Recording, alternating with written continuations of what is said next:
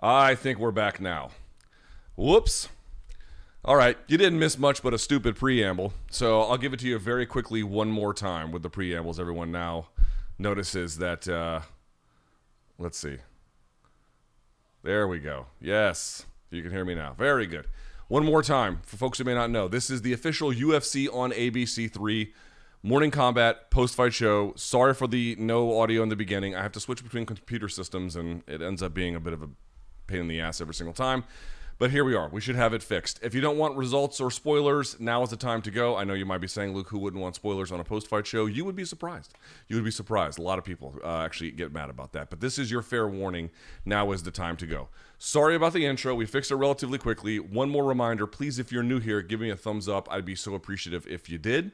That would be quite great. And, yeah, a like on the video, a thumbs up, the whole 9 yards. We are very close to, I think, the next 1,000-mile marker in the subscription count, so any help is appreciated, right?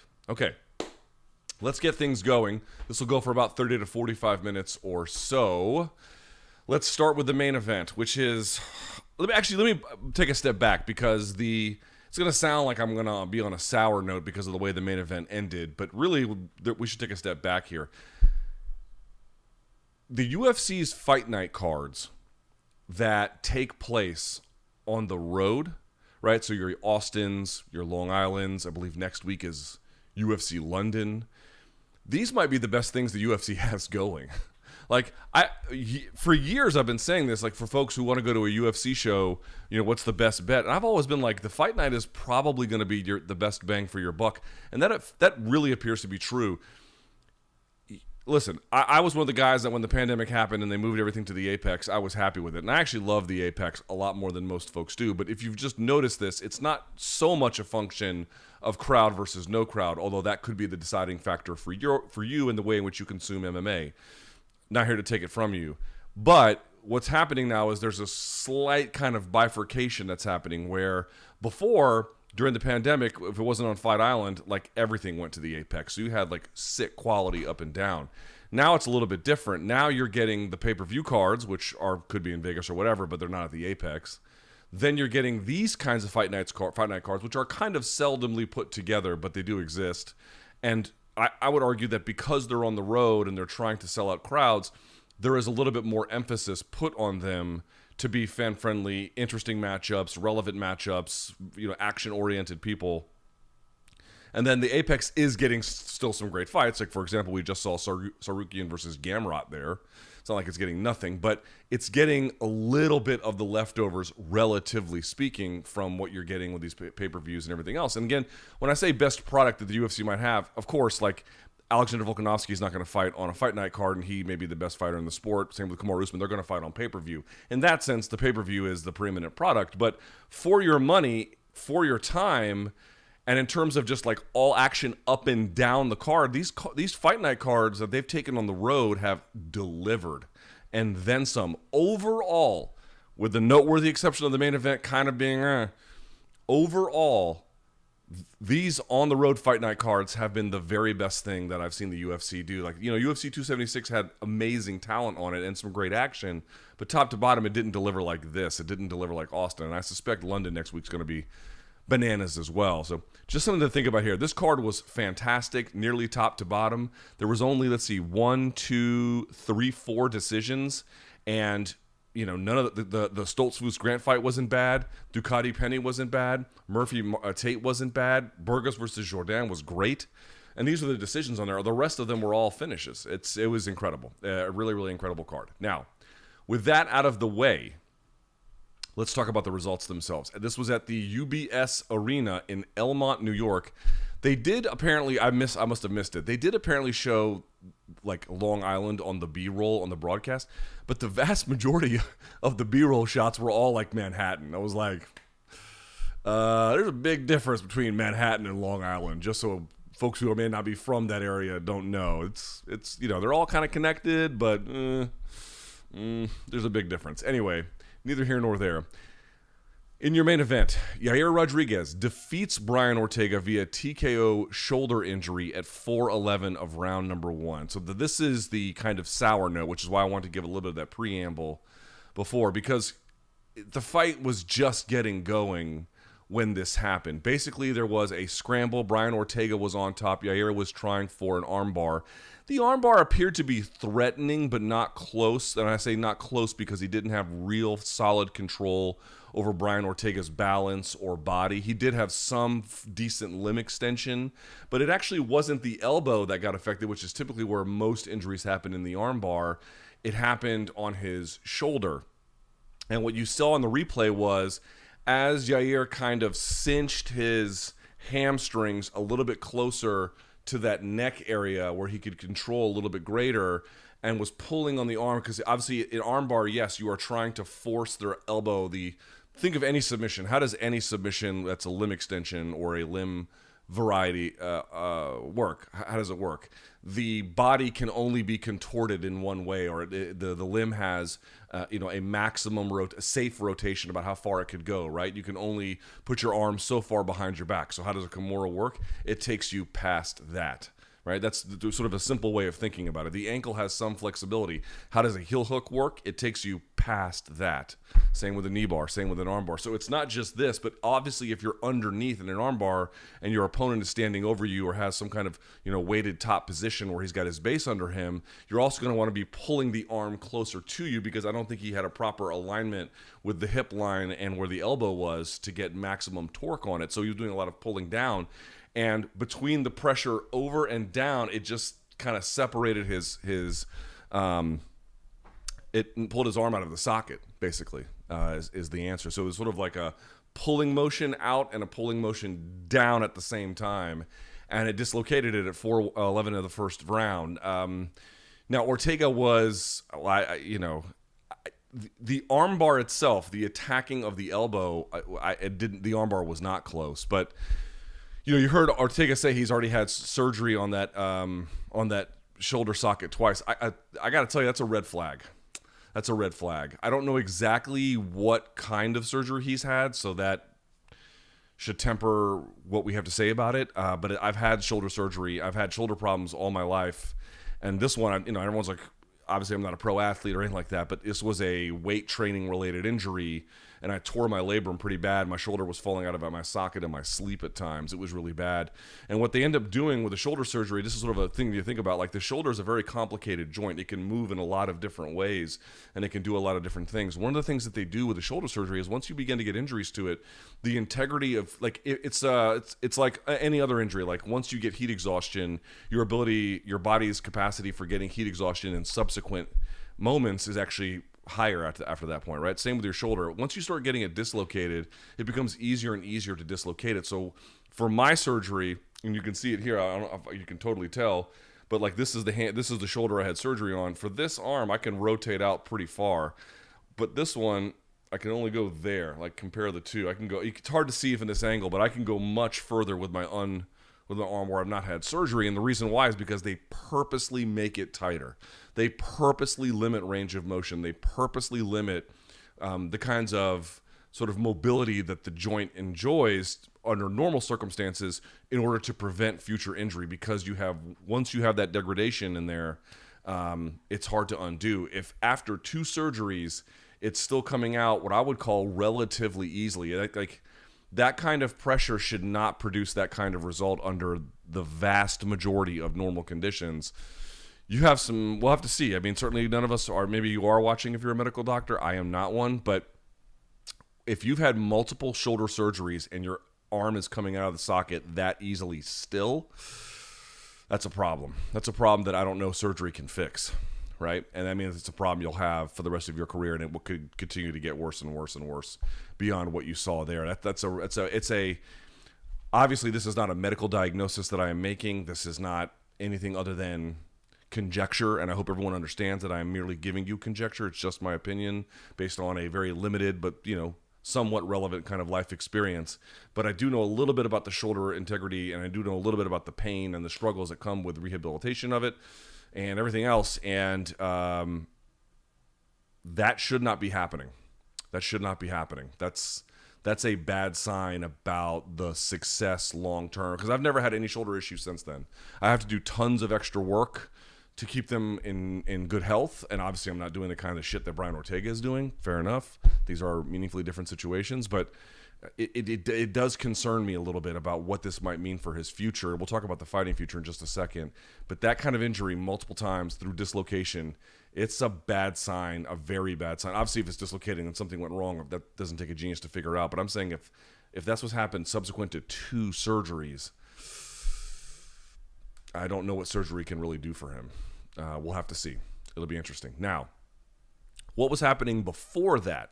Because, there was, in fact, a fight before that. I would say Ortega was landing some decent strikes, but the reality was I thought Yair was doing most of the better work, to be honest. Now, the numbers are pretty similar. Ortega was a little bit less busy, only attempting 39 strikes. Yair Rodriguez attempting 76. So it speaks to some of that. And in terms of the total strikes landed, there is a pretty wide disparity. 48 strikes to the 26 of Brian Ortega. However, if we focus on just significant strikes, the number is nearly identical. 22 for Brian Ortega, 23 for Yair Rodriguez. Let's take a look at some of the targeting. Yair Rodriguez, again, fairly similar with one big difference. They both targeted the head roughly the same amount. 78% for Rodriguez, 81% for Brian Ortega. The difference is in the body and the leg. Rodriguez going 21% to the leg. A lot of times they would have some kind of boxing exchange, and then you would see Yair Rodriguez chop at the lead leg at the end of the boxing exchange to get like a free shot in there. But conversely, Brian Ortega only went to the leg 4%, went to the body 13%. So Rodriguez didn't target the body at all in this very short fight. Brian Ortega did to a decent amount. Brian Ortega barely landed or even targeted the leg. Yair Rodriguez to a fairly substantial amount, more than 1 in 5 of them, as a matter of fact. But I thought Rodriguez was getting the better of him largely on the feet, rocking his head back. There were several times where you're like, dude, we've always known Brian Ortega has a ridiculously good chin. I think you saw evidence of that in this particular fight, although obviously under the right eye of Rodriguez, you also saw that he had a little bit of a swelling and then a cut. So again, Brian Ortega was doing some decent work landing on him. And then the other big part of it was that Ortega managed to get double underhooks and then basically walk Rodriguez to the fence. And he was trying to do the bit where he could throw him by, but Rodriguez never really... What you want to make them do is essentially give up on the whizzer, because as long as they have the whizzer, if you don't know what a whizzer is an overhook of an underhook, right? So if you've got an overhook and then someone comes over the top of the underhook, that with your overhook, that overhook is called, in that particular circumstance, that overhook is called a whizzer. So the point of the whizzer in this particular case was to prevent Ortega from Ortega from moving to the back. And you saw him on this body lock trying to throw him by, but Rodriguez never gave up on the whizzer, and so they were eventually able to separate. And then there was this later there was a scramble off another level change, I believe that's right, from Ortega, and there was then the reversal, and then Rodriguez went for the armbar, and then you ended up there. So there was some. I mean, here's the problem with Ortega. This is one of the problems heading into the fight, and it evidenced itself here. I don't know what the number is now, probably a little bit lower actually, but heading into the fight. Okay, so heading into the fight, Ortega's takedown accuracy, right? Like, of all the attempts he makes, what percentage of them are actually successful? Before the fight, it was 24%. Now it's still, 24%, right? Because I guess overall the volume didn't affect the and he landed at 20% here, 1 out of 5. So it stayed about what it was. 24%. Now, that stat can be misleading because you look at Khabib and he's like sub 50%, but like there's no question about his wrestling or his domination. But I would say when you get sub 40 and especially sub 30, there is actually a fairly decent question you can ask about how successful is their offensive wrestling. It's amazing that Ortega's jiu-jitsu is as good as it is because he can't, relatively speaking, control the grappling situations in such a way through his wrestling to set up the moments that he wants. He usually has to react to them. In fact, this armbar retraction was a reaction to the scramble that Yair had been part of, and then the armbar attempt subsequently. So that's sort of it's amazing that Ortega has so many submission wins given the relative inability to control the wrestling department against upper-tier opposition. And that's really the fight itself. There wasn't a whole lot more to say about it from there. We didn't get a really clear look. I mean, it kind of played out like you might have thought it would. Who's the better striker of the two? Yair. Who's the more dynamic of them? Yair. But Ortega has a very good chin. He does tend to land at a decent clip on his own. And who knows what would have happened if the fight had gone on and he was able to get a little bit more success in the grappling/wrestling department. Even if Yair slipped on a kick and he got on top and then could, do his magic.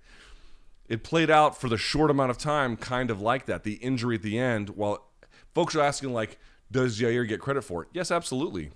He absolutely gets credit for it. I think it is unfair to not recognize that there might be clear joint integrity issue in the shoulder of Brian Ortega. I think just pretending that doesn't exist is just medically disingenuous. It's a real thing. If you've had multiple surgeries on it and it's still coming out, there's a real problem you have there. On the other hand, that's not Yair's fault. And what did Yair do? Did he pull and then extend looking for something and cause an injury? That's fighting. That's the way it goes. Yes, he should get credit for that. Folks are saying it should be a submission. Well, I mean, what would you call it? A technical submission? I mean, a TKO injury is a reasonably good way to classify that given the circumstances. So I don't have too much of an issue with that, which is the way in which it was kind of considered there. But yes, I think Rodriguez gets credit for it. He tried to apply an armbar, and even if he didn't actually attack the elbow of the arm, he was still putting that shoulder didn't pop out because everything on the inside was already cut, and he just took the slightest bit of pressure to pull it. Like he leaned into it. Even then, the shoulder should not come out, but it doesn't. Yeah, like he did that to him. That's the fight game. Fair, you can like it, you can dislike it, but that's the fight game. So I certainly give Rodriguez full credit for that win. And again, I thought he was winning on the feet prior to that, even if some of the significant strike totals are relatively equal.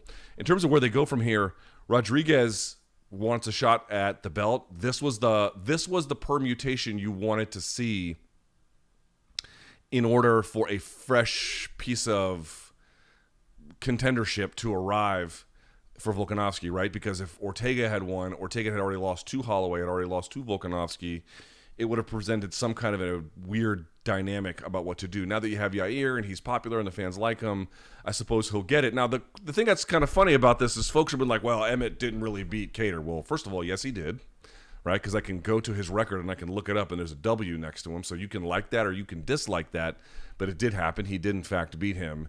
And I don't have any problem giving Emmett that W. I thought Kattar kind of did it enough in the end, but it doesn't matter what I think. So what matters is what actually happened, according to the judges who were tasked with that particular fight, and their decision is entirely justifiable, even if you or I may not personally agree. I saw folks being like, well, he didn't really beat him. Well, you're going to deny Emmett what he turned in that fight, but you'll quickly say that this injury that, yes, Yair caused is a better, like coming off of a loss, and then this is better than the 5-fight win streak that Emmett has. Certainly you can make that argument. I find it deeply unpersuasive. I think the actual argument you want to make is that Yair is a young, dynamic talent, no doubt about it. He is clearly a top-tier featherweight. I mean, no matter what position you arrive at, that's a very, very easy position to understand and I think agree with. He's a fresh challenge in the division, and it'd be popular for him to do well for the Mexican market, and the fans love him. That's the argument. And that's how the fight game works. The fight game works with, you've got a very good fighter who does have, for the most part, very good results. Yeah. And fans like him, geographically relevant in terms of the market he represents. And he's kind of right there, be an interesting challenge and whatever. That's the argument to make. The argument to make is not that the overall winning resume that he has, certainly within the last 5 fights, is commensurate to Emmett's. I don't think you can't really make that with a straight face. Or, I mean, I guess you could try, but you would look very foolish trying to do that.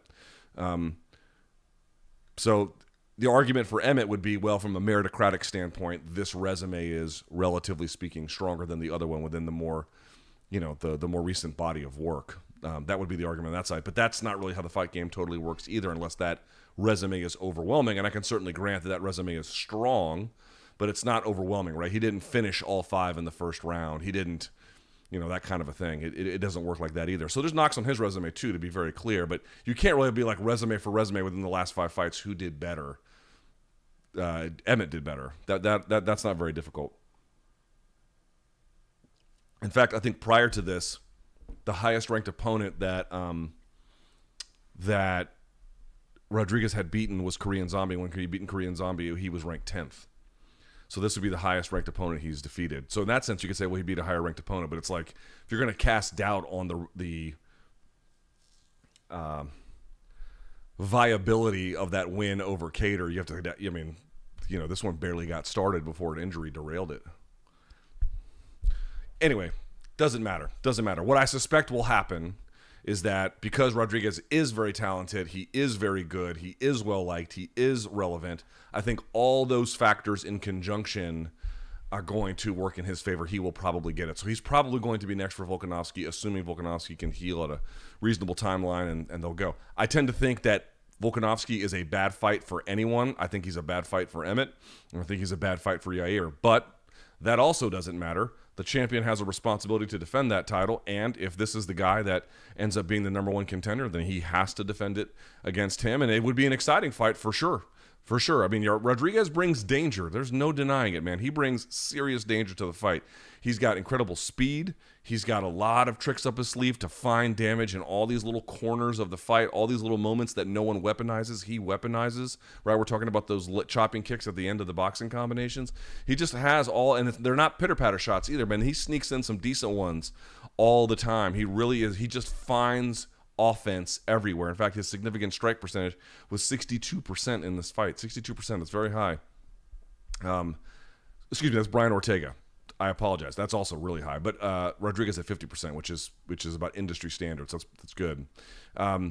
Either way, the point I'm trying to make is, he's active. He fights with intensity. And certainly if Volkanovski's not careful, he's a devastating knockout threat. And it should be mentioned this as well. One thing about Volkanovski that folks, the problem is no one can really follow up and make use of it. But Volkanovski was dropped by Mendez, he was dropped by Ortega, and he was dropped by Max. Now they didn't count the ones for Max, but we all saw him happen. He got dropped. Volkanovski can be hit. He can be hit. He can be hurt. The problem is that none of those guys were ever able to follow up and fully finish the job, really take that, round second base into third kind of situation. They could never do that. They always hit stand-up doubles. Maybe Rodriguez might be a little bit different. In that sense, he's a very clear threat. I would favor Volkanovski to win, but he is certainly a force to be reckoned with. No denying it. I really hope that to wrap up conversation here on Ortega, I really, really hope that he can get the medical help available. Frankly, I don't even know what is available. But I am hoping that there is a medical solution that can bring about joint integrity to his shoulder, because fuck fighting, man. Like, eventually this will all be over and he'll be done, and he might still have a really bummed out shoulder, which will have arthritic problems very early in life. Will have all kinds of other physical issues in terms of what activities you can do. Can you even do dude, if your arm is getting pulled out like that and you turn 10 years older, it might start falling out when you do push-ups. I mean, think about that. Like, think about the long-term consequences of having a shoulder with this kind of an issue. Dude, it's bad. It could be real, real bad, man. So I very, very, very much hope that he has some, not merely medical assistance, but some meaningful medical help that can change the situation so it's not so potentially dire. All right. I don't have a whole lot to say about the co-main. Amanda Lemos defeating Michelle Watterson Gomez, I guess is what the name she goes by now, taking I believe her husband's last name. This happened at 148 of the second round via guillotine choke. You kind of got what you were expecting with Watterson Gomez, which was a lot of strikes at range, right? Hitting a lot of air, taking her time, moving in and out. Let me pull up the stats on this one too, if I may. So not a whole lot happening in that first round. In fact, let me look at the striking totals. Yeah, you got it. There was a takedown, which she got about 53 seconds of control time with Watterson Gomez. Her wrestling did look pretty good. It was close to the end of the round, if memory serves. 16 significant strikes landed for her to Lemos's 13. So, you might be able to give the first round to Watterson Gomez. I thought Lemos's shots had much more authority on them, but I again, whenever I tell you I can understand scoring, it's not that I necessarily agree. I try to only weigh in like when I think scoring is egregious or important to talk about.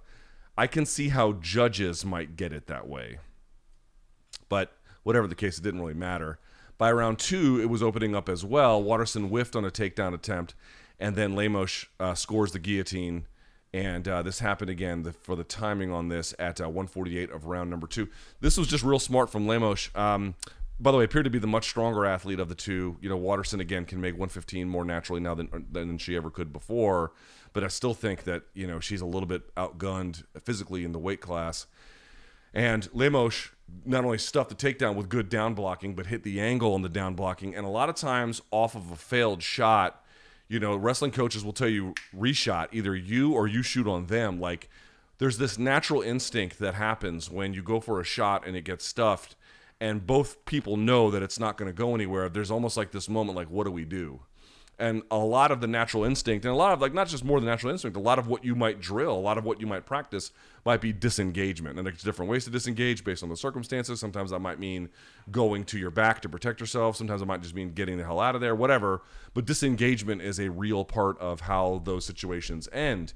And what you saw there was Waterson Gomez disengaging, and then Lemos disengaging for a second before re-engaging on the guillotine. And it was that turning defensive situations into offense that made all the difference, because once she got that clamp, and again, for a head and arm triangle, what you're looking for is on the choking, not head and arm triangle, I'm sorry, guillotine, arm in guillotine. What you're looking for is that choking arm. How far do they bury the elbow on the turn? That's what you're kind of looking for. They don't have to get it all the way under, but the further they can go, and of course, if they're rolling to mount, which she was about to because she had it from guard, and she was about to turn her, and you saw DC correctly note, she actually jumped it standing, and then Waterson went to the ground to then fight it, which is like international sign for, holy shit, this is tight, I need to fight this out. And so what's the way you fight it? You try to bring your hips as far as you can, because think about it, if you can compress the neck and then you control the base of the spine, that's all you need for the constriction. So what's the way to fight it? You can't really fight this right away, but you can get your hips in the air, which brings alignment back to your spine and makes the choke a little harder to do. So you saw her trying to push on the knee to get her hips as high as she could to create realignment on the spine.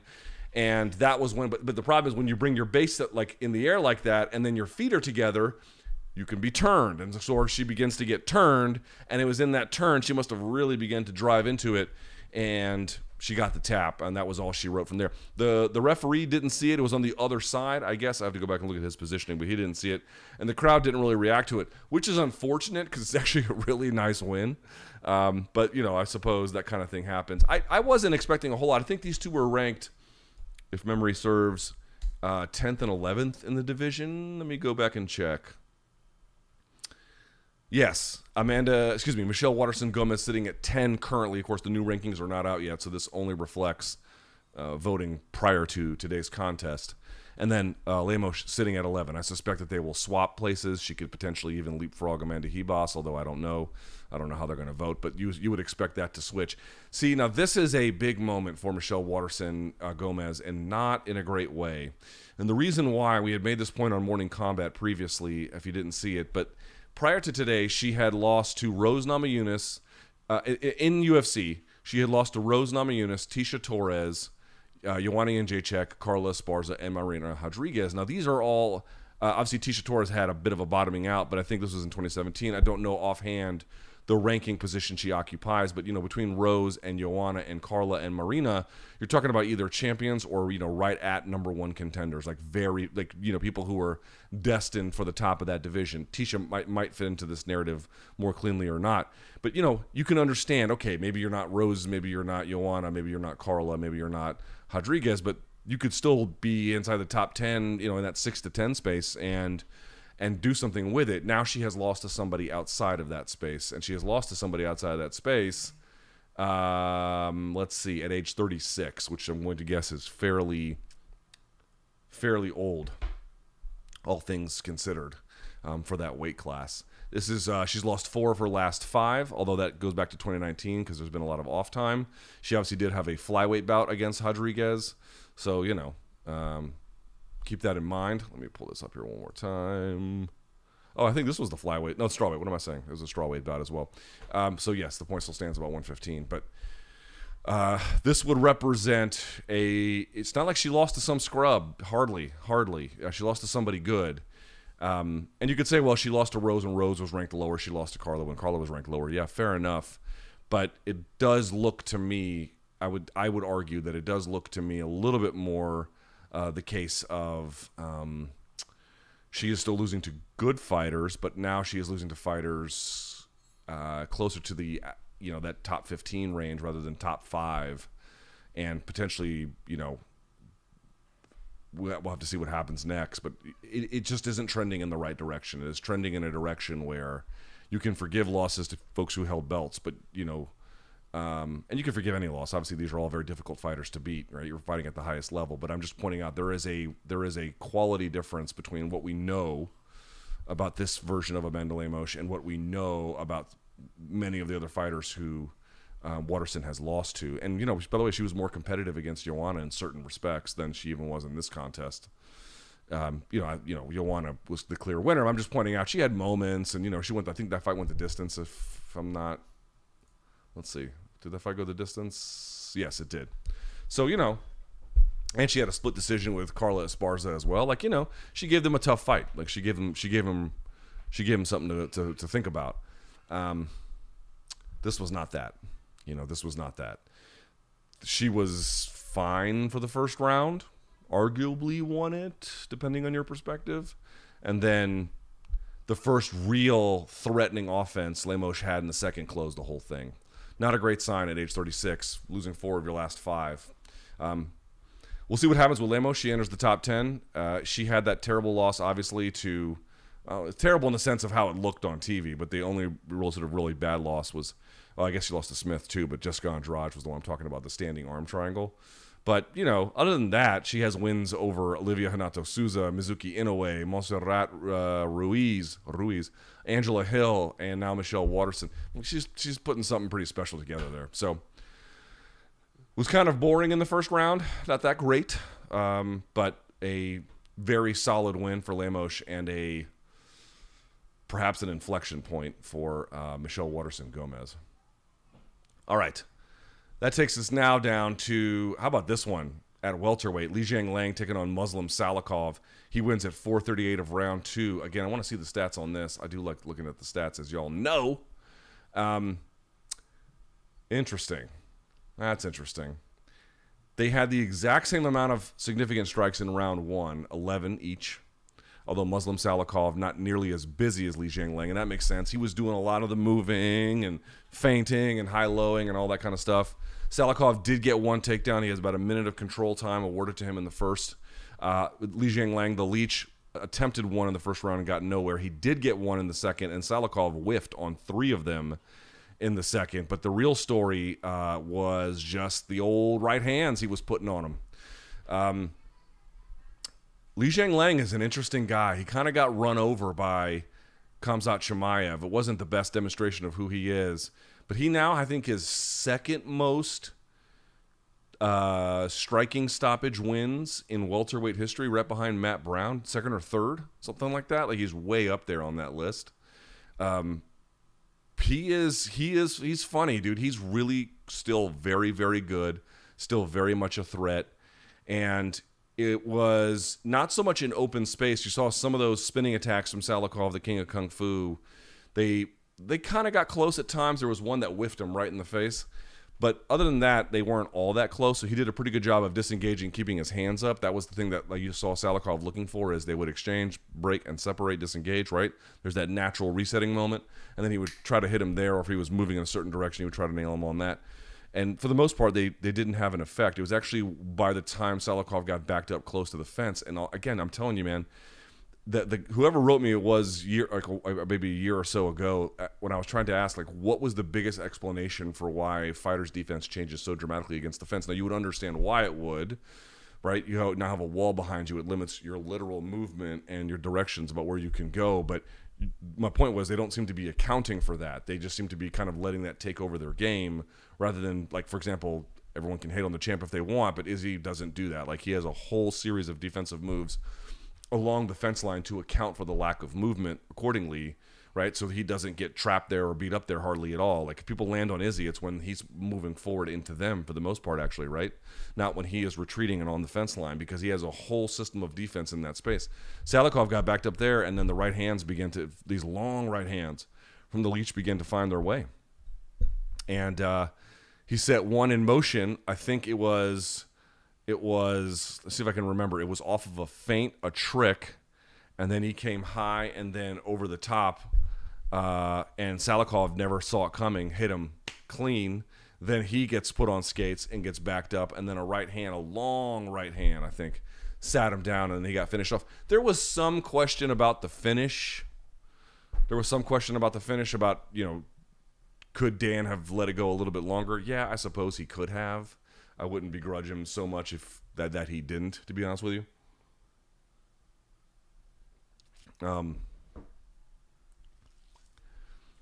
But a nice win for him. So where does that put him in the rankings? Let's see. At old welterweight. He is sitting at 14, and Salakov was not in there. So I don't know how much this will meaningfully improve his position. I guess we're going to have to see. Jeff Neal sitting at 13, Neil Magny sitting at 12, Michael Chiesa sitting at 11 or so. And then Rachmanov now in the 10, Brady at 9. Oof. Boy. Can't wait to see what they do as they move up the food chain. Anyway, a very good win by him. Like I said, this was one of those fights where on the card you were just like, damn, here's another one. Here's another one. Here's another one. It's just a very good first round. Nothing that's spectacular, but a very good first round. And then the second round, he had him on skates. Let me look at the stats on the second round. Yeah, second round, 27 significant strikes for the Leech to Muslim Salakov's 12. As I mentioned, the takedown, he already got one. He had control time for 30 seconds. Let me look at the targeting. Boy, you don't see this very often. That's interesting. Li Jiang, here's his targeting. 34% to the head, 31% to the body, 34% to the leg. A nearly even distribution everywhere. Salakov, 78% to the head, 13% to the body, 8% to the leg. Now, I'm not here to tell you that everyone should strive for an even distribution. That's not my argument. Sometimes you don't need to do that at all. Sometimes it wouldn't make sense to do that. It would actually be the wrong thing. But it is kind of interesting when you get a fighter in a winning circumstance, especially against another striker. And part of what the story here is that diversification of location, the diversification of his weapons, the feinting, the trickery, the going high and going low, then going high, all of that working together paid dividends in this contest. Salakov has a little bit more of a game that he needs to stick to for his striking. Leg kicking is not a pretty big part of that. So you don't necessarily see anything like that with him, and that's fine. It worked in general. It works for him quite well. But it is nice to see a guy like Li Jiang, who is, I would say, less a specialist that's converted and more sort of an overall kind of well put together fighter, really using maximum target diversification to bring the rest of his game to life, to make all the parts of it work better. Right? He really is more than the sum of its parts. That's what these stats kind of tell me here. Great job by him. Nice win. How about this one? We got to talk about this one. Matt Schnell defeating Sumadarji. Technical submission triangle choke at 4:24 of round number 2. Ladies and gentlemen, round 2 of Schnell versus Sumadarji is very easily the round of the year, arguably so far. Bare minimum on the short list for round of the year. And let me just say something about Matt Schnell. I had him several times on my radio show, and every time I had him on, I always walked away thinking I was just very impressed by him. Very thoughtful guy. And I know what some folks might say, oh, didn't he have that take that, he was justifying low fighter pay, which is unfortunate but true. But actually, I might be drawing too tenuous a connection, but let me make an argument for you. I actually feel like that helps explain this fight a little bit. These guys who have this kind of dog in them, right? There's not many of them, but you can add Matt Schnell to that list if you didn't already have it on.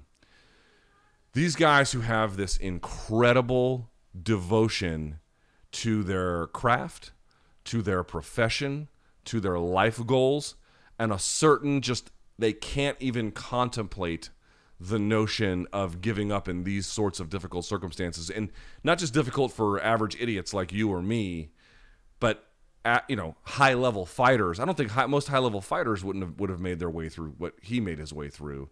And so what I mean to say is, if you look at their arguments, and I've made this before about fighter pay, they really have nothing to do with the economics of the situation, which I think is where the conversation should be had. What they do is they bring this like ultimate style and worldview of extreme accountability that they use to guide their training, guide themselves in their profession, guide their successes and their failures too. But that's their worldview, is this extreme ownership of everything. And I would argue that worldview doesn't take into account how many things you actually can't control in your life, neither here nor there.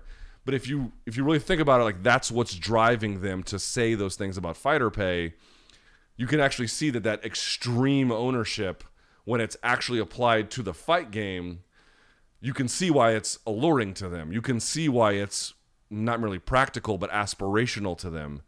Because for them, in those situations where I think it's more appropriately applied, it works. It works. It actually makes a lot of sense that, that kind of comeback, this is a very rare type of comeback. This type of comeback is not possible but for the most driven. Like the most driven. I didn't say necessarily the most talented. Like I don't know if Schnell is going to win a title before his career is done. Maybe he will. Who's to say? But right now he does have losses on his record. I think he has 6 of them. And some of them, the other guys were just better that night. Better by a considerable mile. It's in certain cases. But in terms of the dog inside of him, and he's a skilled fighter too. I mean, he was doing things really well in certain ways. But that hunger, that drive that's within him, he's got more than 99% of high-level pros you will ever see them show. That was extraordinary. Extraordinary what he pulled off. Dude, Sumadarji from the left-handed stance was eating Schnell alive in 2 different ways. One, obviously you saw him reach for the elbows like that, or reach for the wrists, and then he would roll the elbow on top. That was one way he was just annihilating him. But even that long left that was coming down the pike, that was hitting him too. Like everything he wanted to throw was hitting him. And I thought DC actually had a good way of describing it, which was it was freezing him. He would kind of like get hit on pause as he tried to collect himself, and then he would go right back to it. And the funny thing about it was, the thing that saved him in it was his head movement and his slipping timed with his level changing. That actually was what enabled him to save himself, or to get a takedown in the first round. I think ultimately save himself a little bit in this contest, but he was getting worked like a summer job. And by the way, folks, this is what I mean about some of that just being luck. There's a lot of other referees who probably would have called that off before you ever got that Schnell comeback, before he ever hits Sumadarji, and then a grappling, he rocks him, right? And then he basically moves to mount. I'm trying to remember if I did that right. And then he gets rolled and then goes for the triangle. I believe that's right. I have to go back and double check.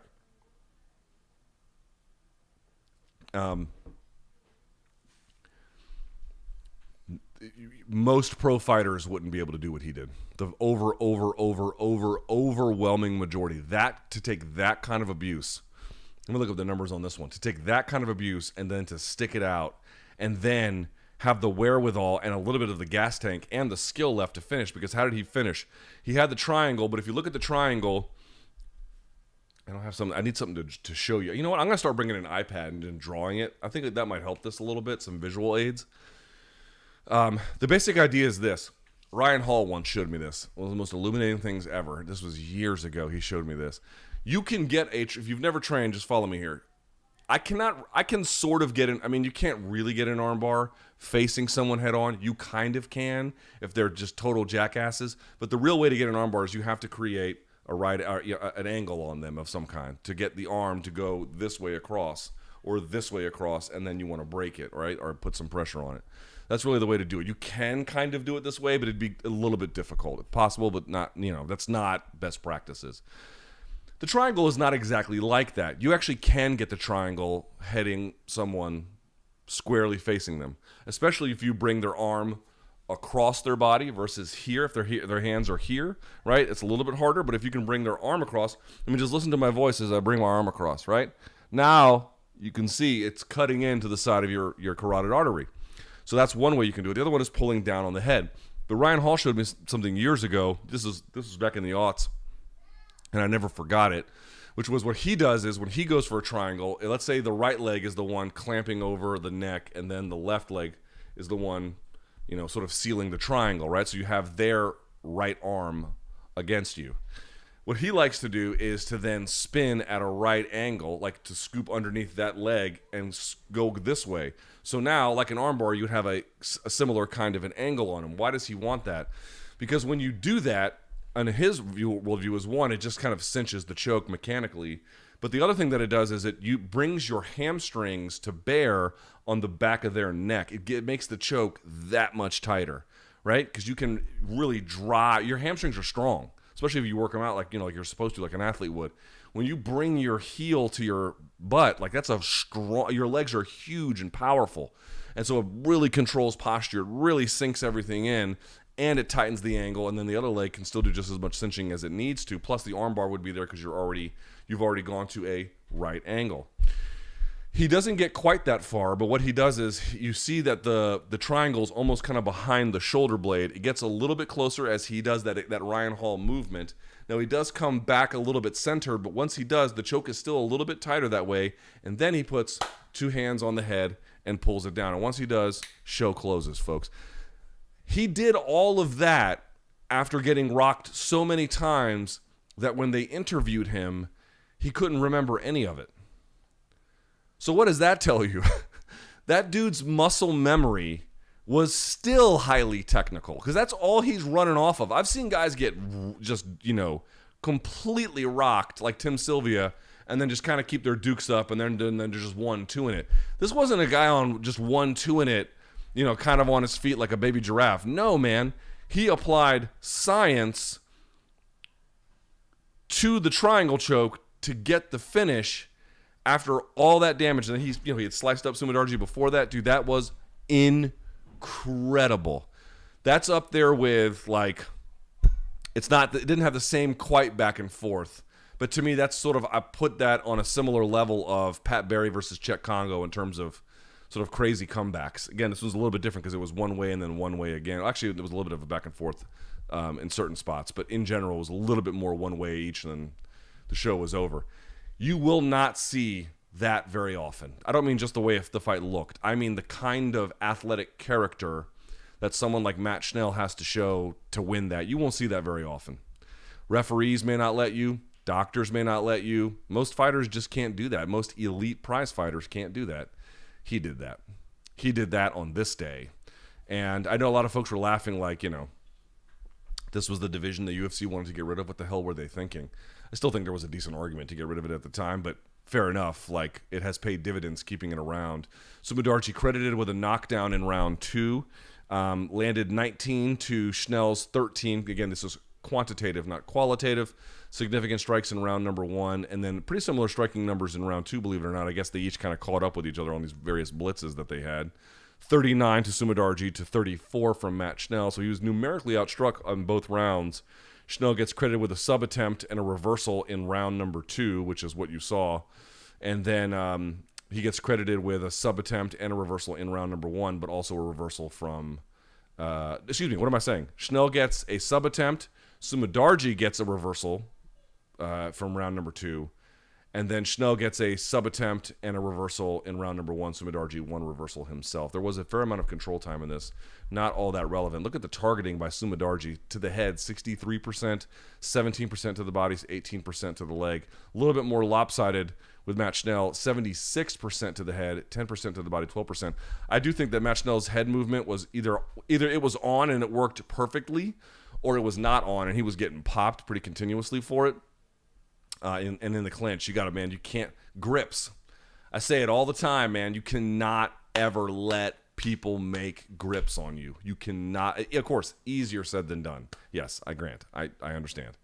But as a rule, someone who knows what they're doing with a grip, you're in trouble, bro. You're in trouble. Especially, people always associate grips with like gi jiu-jitsu. Nope. Here's one. Bop, gonna grab the wrist. Why? Because he knows how to roll that elbow right over the top of it. That's why. Grips. If someone makes a grip on you, you cannot let them have it. You cannot, especially somebody stronger than you, if that's the case, or in this case, if somebody is very skilled with various grips that they can make. Gripping is the beginning of the end. In grappling, it's the most important thing because nothing else can happen unless gripping is in place. Gripping is the beginning of everything. In this case, it was not the beginning of everything, but the beginning of devastating offense that Schnell was able to withstand. Let me look at Schnell's record here. So Schnell has wins now over Tyson Nam. He had the Rogerio Bontorin missed weight. Originally a decision for Bontorin, overturned after he tested positive for some kind of PED. He lost to Brandon Royval, but you can understand that. And then he beat Sumadarji. He has wins over Jourdain Espinosa, Luis Smolka, Naoki Inoue, and Marco Beltran. And then that's it. He's got losses to Rob Font, Hector Sandoval, Alexandre Pantoja. Those are good fighters. And Brandon Royval. Listen, he's got some good wins. He doesn't have the wins like at the very top of the division, but he's got some very good ones. And by the way, he's got a triangle choke win on his record. He's got two of them now before this one. The Smolka win and then the Espinosa win were triangles, so it's something of a trademark for him. He's got that locked up. He had an inverted triangle win all the way back in 2014 on the regional scene as well.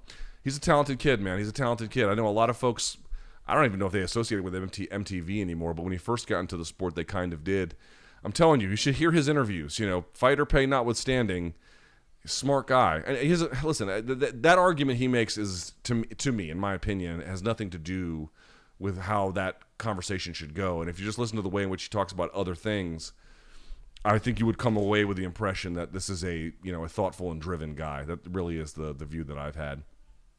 And I'm telling you, you're not going to see comebacks like that very often. To be that hurt that many times and then to be that technical in response. It wasn't like he winged some drunken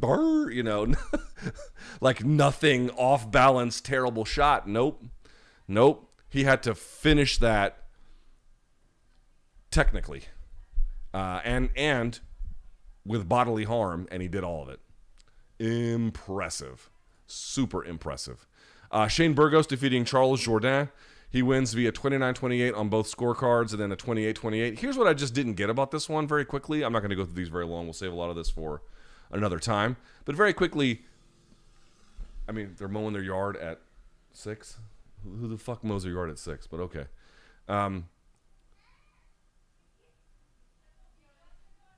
Burgos got a 10-8 on one of the judges' scorecards, and then Jourdain got a 10-9 in for round 3. If round 2 is a 10-8, I kind of feel like round 3 is a 10-8, but not a robbery. Everyone wants this to be a robbery because they're like, oh, Jourdain won. I thought Jourdain won, but it was close.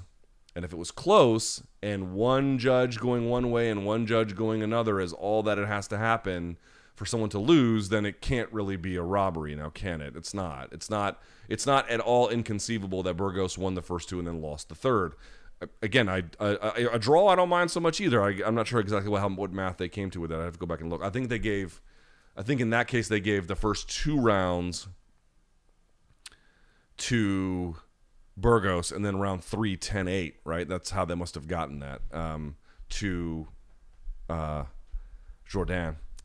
I thought Jourdain looked amazing in this fight. I really did. I thought his boxing was on point. I couldn't believe he was outboxing Burgos in round 3. Now, Burgos had pointed out that his legs were burnt from the body triangle, but his grappling looked pretty good, bouncing off the wall, pushing off the wall to fully take the back, then lock in the body triangle, and he was trying to get those chokes. Dude, he looked good. That was an impressive performance. But, dude, Charles Jourdain, there was almost like he didn't fully believe at first he could do it, and by round 3, you could tell he knew he could do it. I know that this doesn't get him the rankings position that he probably wants, but it seems inevitable he'll get there. He's very, very talented. And for Burgos, another fan favorite, skilled guy himself, showing a lot. But by the way, showing a lot of skills he hasn't previously shown. Like, I don't know if I've seen this much grappling from him in a contest where he won. This was great. And he was getting lit up in the third, so he showed a good chin as well. Phenomenal fight. Nothing quite like Schnell versus Sumadarji, but you get the idea. All right, last but not least, Lauren Murphy defeating Miesha Tate. This was not surprising to me.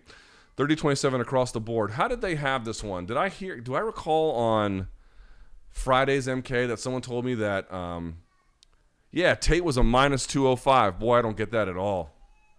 This was not surprising. Could not call this one surprising, even a little bit.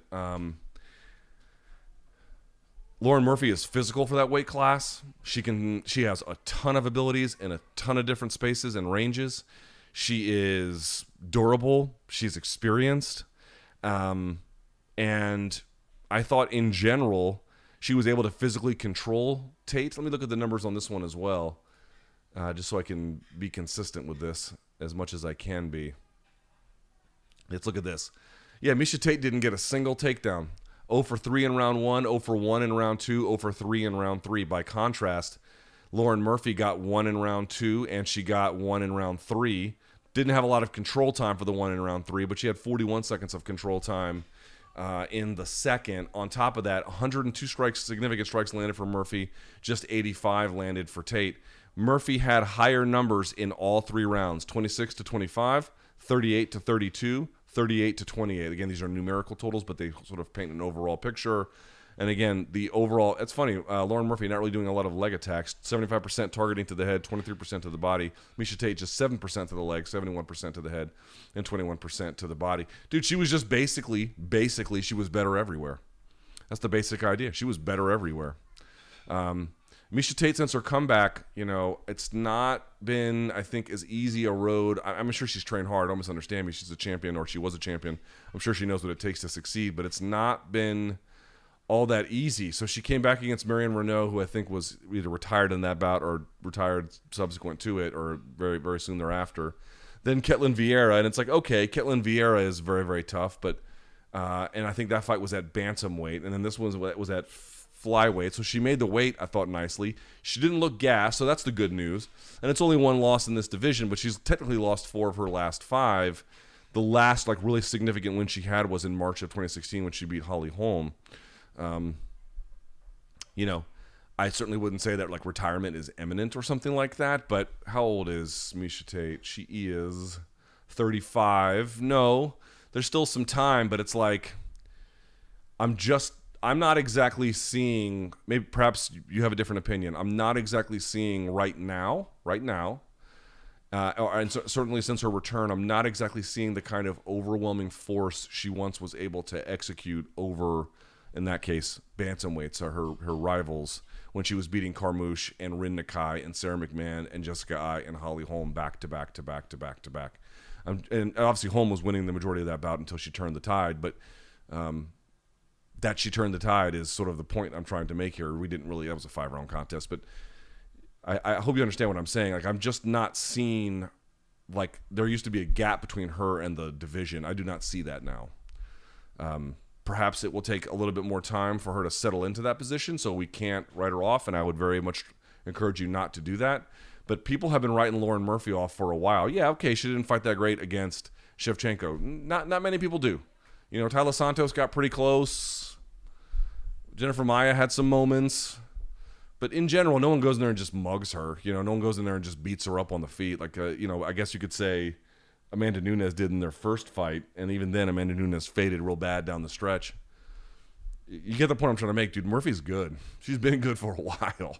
That's a good fighter, man. And she just doesn't get the credit or the acclaim, I think, that a lot of other fighters do. And I'm hoping that it's an event like this that folks begin to realize she actually can do a lot. Physical for the weight class, good offensive striking, good movement, good technical jiu-jitsu when she needs it, a lot of really good decision-making to bring that all together as well. She was just better everywhere this time. That was a clean, solid win for her, man. So I take my hat off to her. Now, there's a lot that has gone on the prelim card. We're going to get to all of that with a very special extra credit on Monday. Stick around. We're going to have an in-studio MK on Monday, plus.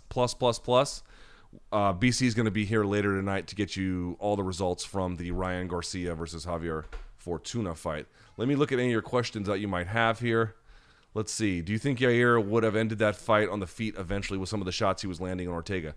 Certainly that's the way it was headed, but remember, Ortega's ability to find submissions like that is legendary, and he does have a good chin. Dun, dun, dun, dun. Let's say Josh Emmett versus Yair Rodriguez next. Winner gets Volkanovski. I think that's the fair thing to do. What do you think UFC will... Oh, do you think UFC will make Yair versus Emmett considering Volk is out? I'd be okay with that. I was kind of assuming that it was either going to be Emmett or it was going to be Yair, but if they put them together because the champ's not ready, I'd be totally okay with that.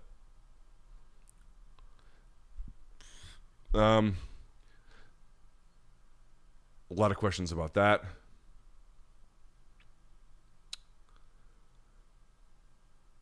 Assuming Yair gets the title shot against Volkanovski, if you were responsible for Yair's game plan against Alex, what would your game plan then be?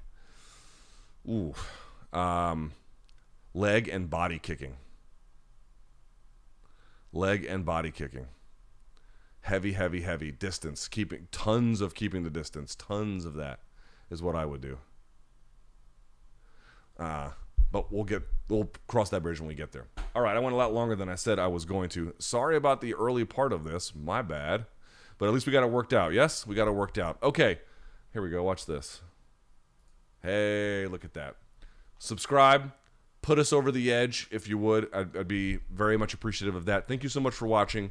Join us on Monday for a regular MK. Join us on Monday for extra credit and some other fun stuff as well. Stay tuned for Brian Campbell's live post-fight show for the Ryan Garcia fight. Yeah? Thank you guys so much for watching. I appreciate it. I hope you enjoyed the fights. Until next time, enjoy the fights.